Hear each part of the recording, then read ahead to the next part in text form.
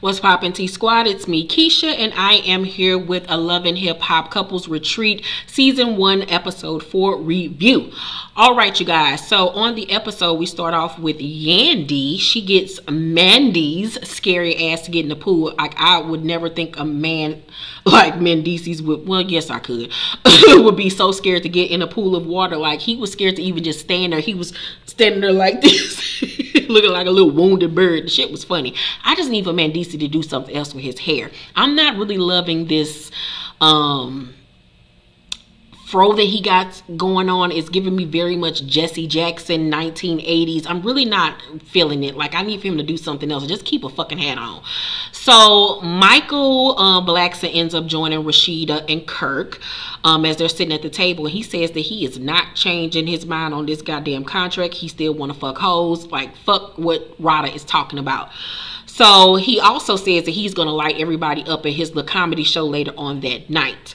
So in her confessional, Rada says that she wants him to realize what he has, because when she's gone, she's gone. I went on his social media. They still together, child. That bitch ain't going nowhere. So Princess, however, is very happy to know that Ray J still cares. She says that she still loves him. I mean, it's obvious that they both still love each other. I mean, the back and forth is just ridiculous. I just don't know if they can really truly repair all of the damage that has been done to this marriage, but who knows? Stranger things have happened. So the cast joins together for brunch outdoors. The table setting was beautiful. So Rashida tells them that Kirk made her feel so special on their date, and Delicious says that she and Raymond still have some things to work on, child, because he fell asleep after they were dating. You know, she was trying to get it in. Ray and Princess join them for brunch, and they're holding hands, and everybody is so excited and happy to see them, you know, finally participating and, you know, being on a good accord with one another. So Yandy comes out and introduces them to a medium by the name of Lakara, and Kirk is like, uh-oh. This shit was so funny to me. So everybody at the table is pretty much skeptic. I've always wanted to talk to a medium. I've kind of been scared, but I really want to communicate with my grandmother. But yeah, so I really always wanted to. And this lady seemed like she was legit with her shit. So Lakara asks if any one of the guys has lost a mother or a grandmother that was like a mother. So everybody's kind of quiet, looking like, talk to me like that. And Kirk finally says, you know, I lost my mother. But you can tell he on some like, all right, bitch, I'm gonna participate, but I don't believe shit this bitch saying. So Lakara was like, was there a baby that was lost between you all? And Rashida look at Kirk like, how this bitch know my motherfucking business? So Kirk finally says, I mean, you can kind of say that. So Lakara was like, the mother is saying that the baby is with her and the loss is not your fault. So Rashida immediately starts to cry, and Princess starts to cry. She's very emotional, and Ray J was like, what you crying for? Like, he didn't understand like what was going on. It was like a inquisitive, what you crying for, and also like he didn't want to see her, you know, emotional. So Lakara was like, they were not going to come to the physical world. Their job was done in the womb. And this really makes Rashida upset. And, you know, she was trying to compose herself, but she just couldn't. So Rashida ends up leaving the table. And Kirk, I can just tell that Kirk is one of them people that when he's in an uncomfortable situation, he gets that goofy ass smirk on his face. It's so irking. It's so weird. But he follows her, and they asked her in her confessional what made her so emotional and what led up to her having the miscarriage, but she refuses to talk about it. So Kirk says to her, you know, stop being so sad, it's okay. And Rashida was like, I'm sorry, you know, and she was dabbing her eyes, and Kirk was like, Glojo, talking about his mom, got her. So the baby was a little girl. And she said, he says, you're gonna make me sad, so you gotta cheer up. And I have to say, this is the first genuine moment that we have seen from Kirk and Rashida since season 1. Because everything since season 1, after their first season where they were boring as hell, and that's when they showed the real them, they have concocted these fake ass storylines every fucking season, including the storyline about that little boy being his son, which was a bunch of fakaka. But this was the first genuine moment we have seen between them since season 1. And it was so good to see a genuine moment between Kirk and Rashida, because that man loved her. He loved her. He loved her and she loved him. All these problems that they have put on this show has been a bunch of foolishness and fakery. But anywho, so they end up returning to the table, and Lakara continues, and she says to Princess, I'm getting some really strong energy from you. And Ray J looking like, girl, bye, this is some bullshit. So Lakara was like, did you lose a baby too? And she was like, And the lady was like, it wasn't in this relationship. And she was like, no.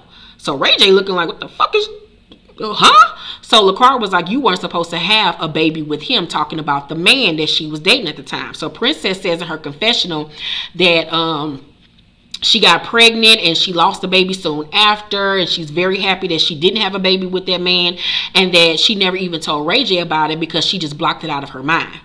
So LaCara says souls come back. The soul came back through your second child. And Ray J was really on some, that's a lie. You making it seem like that's some factual shit. Like, don't be saying that type of shit. You can tell that he really was feeling some type of way because A, he didn't even know about this, and B, you trying to tell me that some other nigga baby that jumped into my baby type shit. But you know, I think that he was just misinterpreting things wrong. But you know, you can tell that Princess was really believing everything that this woman had to say and was really taking it seriously. And LaCara defended herself. She was like, I'm only communicating what the soul told me. So to lighten the situation, Kirk makes a joke about, well, can you give me the lottery numbers? And you know, everybody laughed or whatever. And the lady was kind of like sitting there kind of awkward because you could tell that nobody else really wanted to participate in it. And so she was kind of looking like, well, what am I doing here? And then she overheard Michael Blackston making jokes about how this was a bunch of bullshit and this was witchery and all of this type of stuff. So she then gets up from the table and asks to speak to him and Rada alone, and they looking like fuck. And Rada even said, like, I think that she might have overheard us, that's why she wanted to single us out. So they move away from the table and she sits down with them and tells them that she sees like a baby between them. And so they kind of looking at each other like, the fuck is going on here? So Mike finally responds and says she's pregnant, but we haven't told anyone yet. So Rada was like, in her confessional, the pregnancy is why I wanted to make the relationship work, because we had broke up. I found out I was pregnant. So I'm feeling like, you know, is this a sign that we're meant to be together? And I'm looking like, no. But okay, girl, tell yourself what you need. So Rada tells her that his lifestyle scares, you know, her. So she also says that she doesn't want to end up a single mother and asks that she see a positive future for them. And the LaCara lady says to Michael, you know what your shit is.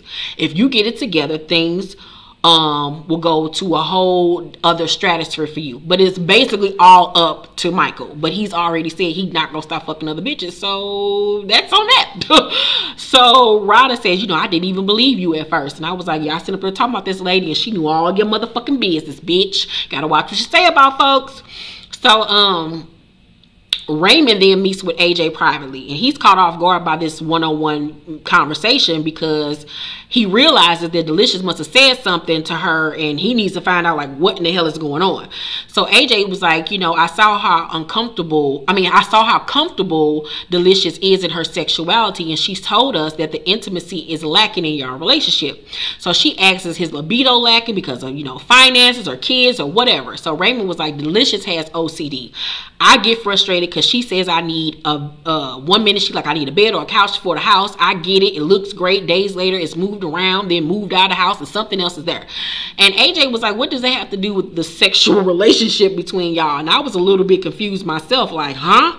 So Raymond was like, in the beginning I felt like she was chastising me when she tells me to step up. You know, I'm a planner. I have to plan things out.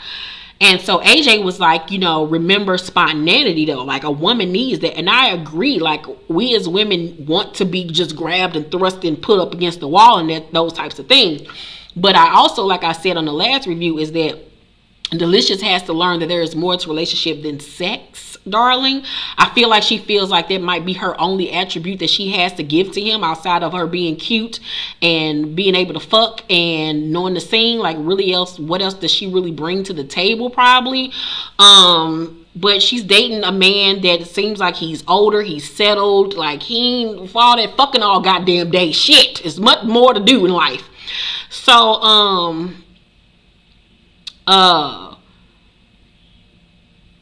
he says he's getting kind of frustrated with the whole thing, you know, and I don't blame him, but I feel like they might have rushed into the relationship too fast, honestly.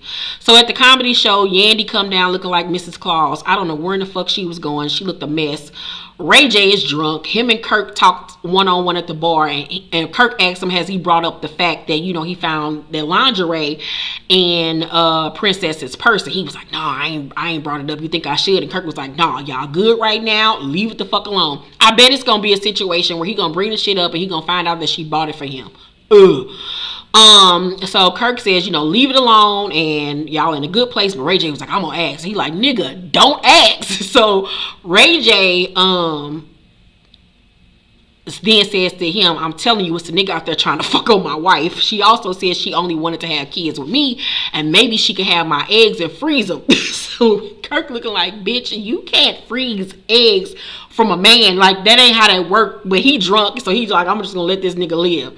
So Kirk was like, once again, don't ask. Love is in those eyes. Leave it alone. But Ray J drunk, and he goes up in front of everybody and makes a toast. And he was like, this to all my G's that have beautiful wives, and for everybody out there in the world that's trying to be with our wives and take us from them and be savages and try to break us apart and try to turn us down so you can be turned up. We ain't having that. What's ours is ours. And everybody like, what the fuck is this nigga talking about? And Princess was like, I don't know what that toast was about, but okay, girl. And then Michael Blackson went on to perform, and it was funny. And the episode went off at that point. I found this episode to be very enlightening, especially with the Rashida and Kirk situation, and then finding out that Rada is pregnant. I really don't see it for Rada and old boy. He gonna continue to be a hoe, and she really got to put her foot down. I don't think that it's a wise decision to have the baby, but it ain't my life. It ain't my baby. And I was really, like I said, happy to see Rashida and Kirk have a genuine moment on camera, and let down this facade, this character that they've been playing for the last 8-9 fucking years or whatever. Yeah, I give tonight's episode a B+. It was pretty decent for what it was. Make sure you guys tune in this weekend for all new episodes of Behind the Scenes Tea and Spill the Tea. Make sure you guys check out this week's episode of Tea Party, Portia, where we discuss this whole fiasco over there with Portia Williams from Real Housewives of Atlanta. I will be doing a review on Star's show, Who Runs the World. It's the show, basically it's their version of a Black Sex in the City. It airs Sunday on Stars, but I'm pretty sure it'll be available on the Stars app or Stars on Demand at 12 o'clock midnight Saturday night. So be looking out for that review Sunday, as well as a Married to Medicine review from me. I love you guys so much. See you on the next one. Bye.